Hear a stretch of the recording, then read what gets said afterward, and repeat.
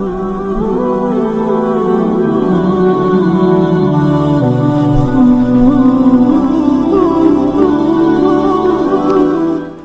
اللہ والحمدللہ والصلاة والسلام علی رسول اللہ اما بعد فقد قال اللہ تبارک و تعالی فاعوذ باللہ من الشیطان الرجیم بسم اللہ الرحمن الرحیم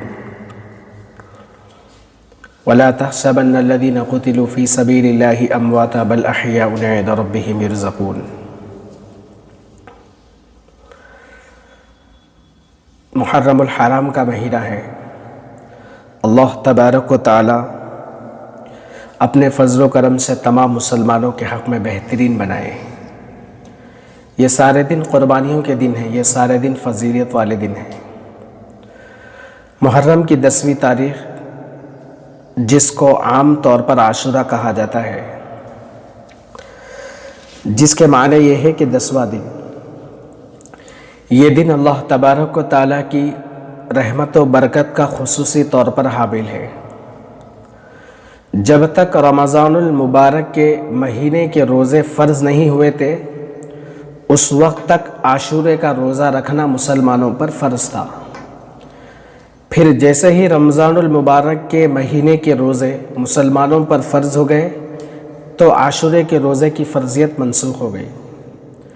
لیکن اللہ کے نبی علیہ السلام نے عاشورے کے دن روزہ رکھنے کو سنت اور مستحب قرار دیا ہے۔ ایک حدیث مبارکہ کے اندر اللہ کے نبی علیہ السلام نے ارشاد فرمایا، مجھے اللہ جل جلالہ عم نوالہ کی رحمت سے یہ امید ہے، جو شخص عاشورے کے دن کا روزہ رکھے گا تو اس کے پچھلے 1 سال کے گناہوں کا کفارہ ہو جائے گا۔ عاشورے کے روزے کی اتنی بڑی فضیلت آپ صلی اللہ علیہ وسلم نے بیان فرمائی ہے۔ اللہ کے نبی علیہ السلام کی حیات طیبہ میں جب بھی عاشورے کا دن آتا تو آپ صلی اللہ علیہ وسلم روزہ رکھتے، لیکن وفات سے پہلے جو عاشورے کا دن تھا، آپ صلی اللہ علیہ وسلم نے عاشورے کا روزہ رکھا اور ساتھ میں یہ ارشاد فرمایا کہ 10 محرم کو ہم مسلمان بھی روزہ رکھتے ہیں، یہودی بھی روزہ رکھتے ہیں۔ یہودیوں کی روزہ رکھنے کی وجہ یہ تھی، اس دن میں چونکہ بنی اسرائیل کو اللہ تبارک و تعالیٰ نے حضرت موسیٰ علیہ السلام کے ذریعے فرعون سے نجات عطا کی تھی، اس کے شکرانے کے طور پر یہودی روزہ رکھتے ہیں۔ تو اللہ کے نبی علیہ السلام نے یہ ارشاد فرمایا کہ 10 محرم کو ہم بھی روزہ رکھتے ہیں، 10 محرم کو یہودی بھی روزہ رکھتے ہیں، جس کی وجہ سے ہلکی سی مشابہت پیدا ہو جاتی ہے۔ اللہ کے نبی نے فرمایا، اگر میں آئندہ سال زندہ رہا تو صرف تنہا عاشورے کا روزہ نہیں رکھوں گا، بلکہ 9-10 محرم کا روزہ رکھوں گا یا 10-11 محرم کا روزہ رکھوں گا، تاکہ یہودیوں کے ساتھ مشابہت ختم ہو جائے۔ لیکن اگلے سال آنے سے پہلے حضور علیہ السلام کا وصال مبارک ہو گیا۔ اگلے سال عاشورے کا دن آنے سے پہلے حضور صلی اللہ علیہ وسلم کی وفات ہو گئی تھی۔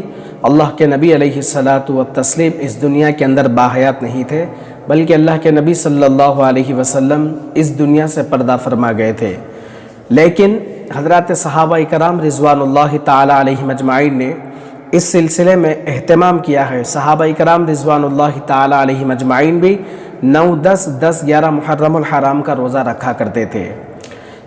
صرف تنہا عاشورے کا روزہ رکھنا مکروہ تنزیہی اور خلاف اولا ہے، یعنی اللہ کے نبی صلی اللہ علیہ وسلم کے اس ارشاد کی روشنی میں مکروہ تنزیہی اور خلاف اولا ہے۔ لیکن اگر کوئی شخص صرف تنہا عاشورے کا روزہ رکھ لے تو وہ گنہگار تو نہیں ہوگا، اس کو عاشورے کے دن روزہ رکھنے کا ثواب بھی مل جائے گا۔ لیکن اللہ کے نبی صلی اللہ علیہ وسلم کی خواہش یہ تھی، 2 روزے رکھنے کی اللہ کے نبی صلی اللہ علیہ وسلم کی خواہش تھی، اسی لیے اس خواہش کی تکمیل میں 2 روزے رکھے، 1 روزے کے ساتھ اور روزہ ملا کر 2 روزے رکھے جائے، تاکہ اللہ کے نبی صلی اللہ علیہ وسلم کی ایک خواہش تھی کہ 2 روزے رکھنے کی۔